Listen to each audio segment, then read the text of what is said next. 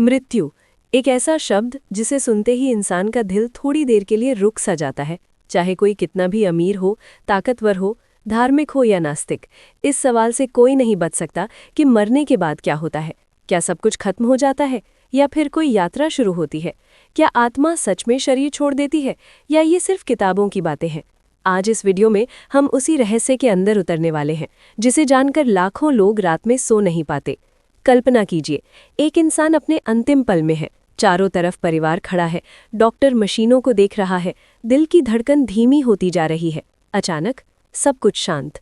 लेकिन क्या सच में सब कुछ खत्म हो गया या उस पल कुछ ऐसा होता है जिसके बारे में हमें कभी बताया ही नहीं गया? भारत के प्राचीन ग्रंथ कहते हैं कि मृत्यु अंत नहीं है। गरुड़ पुराण के अनुसार जैसे ही इंसान का शरीर अंतिम सांस लेता है, आत्मा तुरंत बाहर नहीं निकलती। वो कुछ समय तक शरीर के आसपास भटकती है। उसे समझ नहीं आता कि उसके साथ क्या हो रहा है।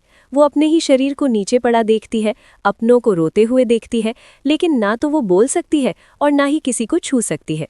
यही वो पल है जहाँ डर की असली शुरुआत होती है।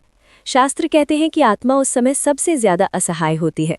उसे एहसास होता है कि अब वो वही इंसान नहीं रही जिसे लोग नाम से बुलाते थे।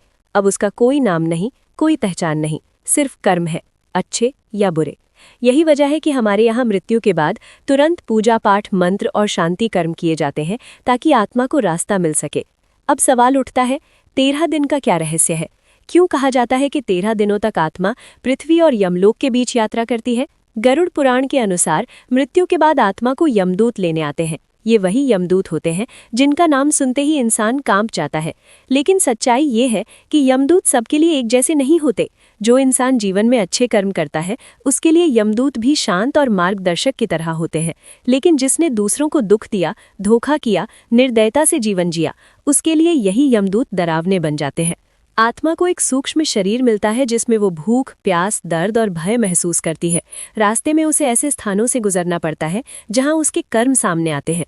यही कारण है कि कहा जाता है, मृत्यु के बाद कोई वकील नहीं होता, कोई सिफारिश नहीं चलती, सिर्फ कर्म बोलते हैं। अब यहाँ विज्ञान की बात करते हैं। कई लोग कहते हैं कि आत्मा जैसी कोई चीज़ नहीं होती, लेकिन फिर नियर डेथ एक्सपीरियंस यानी मृत्यु के करीब पहुंच चुके लोगों के अनुभव क्या कहते हैं? दुनिया भर में हजारों ऐसे लोग हैं जिन्हें डॉक्टरों ने क्लिनिकली डेड घोषित कर दिया था, लेकिन कुछ मिनट बाद वो वापस आ गए। और जब उनसे पूछा गया कि उन्होंने क्या देखा, तो उनके जवाब हैरान कर देने वाले थे। कई लोगों ने बताया कि उन्होंने अपने शरीर को ऊपर से देखा, ऑपरेशन थिएटर, डॉक्टर, नर्स, सब कुछ। किसी ने कहा कि वो एक लंबी सुरंग से गुजर रहे थे जिसके अंत में तेज रोशनी थी। किसी ने कहा कि उन्हें एक आवाज ने वापस भेज दिया, कहा कि अभी तुम्हारा समय नहीं आया। ये अनुभव अलग अलग देशों, धर्मों और संस्कृतियों के लोगों ने बताए, लेकिन बातें लगभग एक जैसी थी। अब सवाल ये है कि क्या ये सिर्फ दिमाग का खेल है या सच में आत्मा शरीर से अलग होकर कुछ समय के लिए यात्रा करती है? विज्ञान अभी तक इस सवाल का पूरा जवाब नहीं दे पाया है, लेकिन इतना जरूर मानता है कि चेतना यानी कॉन्शियसनेस सिर्फ दिमाग तक सीमित नहीं हो सकती। गरुड़ पुराण में साफ लिखा है कि मृत्यु के बाद आत्मा को उसके कर्मों के आधार पर अलग अलग मार्ग मिलते हैं। कुछ आत्माएं स्वर्गलोक की ओर जाती हैं जहां सुख है, शांति है, लेकिन ये भी स्थायी नहीं होता। स्वर्ग कोई फाइनल जगह नहीं है। पुण्य खत्म होते ही आत्मा को फिर से जन्म लेना पड़ता है। और नरक को लेकर सबसे ज्यादा डर फैलाया जाता है, लेकिन नरक कोई आग का गड्ढा नहीं, बल्कि आत्मा के लिए एक सुधार गृह है। वहां आत्मा को उसके कर्मों का परिणाम दिखाया जाता है ताकि वो समझ सके कि उसने कहाँ गलती की। यही वजह है कि हमारे धर्म में बदले की भावना नहीं, सुधार की बात की गई है। अब पुनर्जन्म की बात करते हैं। क्या आत्मा दोबारा जन्म लेती है? भारत ही नहीं, दुनिया के कई हिस्सों में ऐसे केस सामने आए हैं जहां छोटे बच्चों ने अपने पिछले जन्म की बातें बताईं, नाम, जगह, मौत का कारण। कई मामलों में जांच करने पर वो बातें सच निकलीं। विज्ञान इन मामलों को कोइंसिडेंस कहता है, लेकिन सवाल ये है कि इतनी सारी कोइंसिडेंसेस एक जैसी कैसे हो सकती हैं? शास्त्र कहते हैं कि जब आत्मा अपने कर्मों का फल भोग लेती है तब उसे नया शरीर मिलता है। जन्म की जगह, परिवार, सुख दुख सब कुछ पिछले कर्मों से जुड़ा होता है।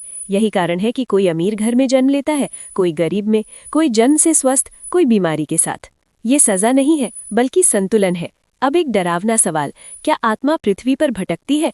गरुड़ पुराण के अनुसार जो आत्माएं अचानक मरी होती हैं, आत्महत्या करती हैं या जिनके अंतिम संस्कार ठीक से नहीं होते, उन्हें शांति नहीं मिलती, वो पृथ्वी लोक में ही अटकी रहती है। यही आत्माएं प्रेत या भटकती आत्माएं कहलाती है। यही वजह है कि हमारे यहाँ मृत्यु संस्कार को इतना महत्वपूर्ण माना गया है। रात 3 बजे नींद खुलने का रहस्य भी यहीं जुड़ता है। कहा जाता है कि ये समय आत्मिक ऊर्जा का होता है। जब वातावरण शांत होता है तब सूक्ष्म शक्तियां ज्यादा सक्रिय होती हैं। कई लोग इस समय अजीब डर, घबराहट या किसी की मौजूदगी महसूस करते हैं। ये संयोग भी हो सकता है, लेकिन हर बार नहीं। अब सबसे जरूरी सवाल, हम क्या करें? अगर मृत्यु निश्चित है तो जीवन का अर्थ क्या है? गरुड़ पुराण का सबसे बड़ा संदेश डर नहीं बल्कि जागरूकता है। ये ग्रंथ हमें बताता है कि जीवन क्षणभंगुर है। जो करना है अभी करो, अच्छे कर्म करो, सच बोलो, किसी का दिल मत दुखाओ, क्योंकि अंत में साथ कुछ नहीं जाएगा, न पैसा, न नाम, न रिश्ते, सिर्फ कर्म। जो इंसान ये समझ लेता है वो मृत्यु से नहीं डरता। उसके लिए मृत्यु एक दरवाजा है, अंत नहीं। शायद इसी वजह से संत और योगी मृत्यु को उत्सव की तरह देखते थे, क्योंकि उन्हें पता था जो जन्मा है वो मरेगा, लेकिन जो आत्मा है वो कभी नहीं मरती। अगर ये बातें सुनकर आपके मन में डर आया है तो घबराइए मत। डर का मतलब है कि आप जीवित हैं, सोच रहे हैं, और सोचने वाला इंसान ही बदल सकता है। आज अगर आप किसी से नाराज हैं, माफ कर दीजिए। अगर किसी का दिल दुखाया है, सुधार कर लीजिए, क्योंकि अगला पल किसी ने नहीं देखा।